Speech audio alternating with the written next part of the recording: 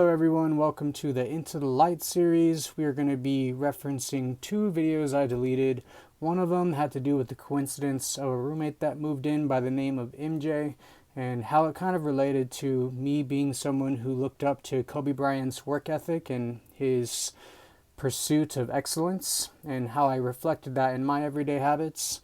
And so having someone move in with the name MJ, I wanted to dive into that in regards to fate or coincidence and God. And then also the other video was one that I deleted. It was in the very beginning of my YouTube series and helped ignite my passion for making videos.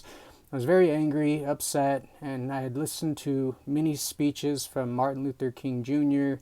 to help calm all of that. And one of his speeches was, "I've been to the mountaintop." And that one basically inspired me to make a video that turned into many more and really take the mantle of what God might be handing me in regards to culturing a better way of living and understanding the Bible and the way that Jesus would want us to live. But that very first video, but my second video to be exact, I noticed I had a lot of hatred in there, and I was just calling out anyone and everyone for things like potentially threats on my life and coveting my story and just a whole bunch of other things like hiding the truth.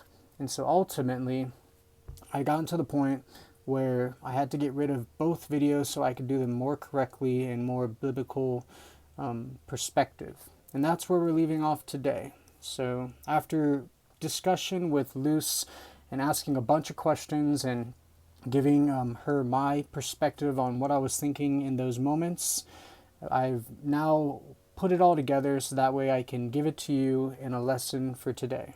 And so we're going to start here. One of the questions I found myself returning to is whether there really are such things as coincidences. Not because I'm trying to solve every mystery of God's providence. The Bible actually doesn't spend much time satisfying that curiosity.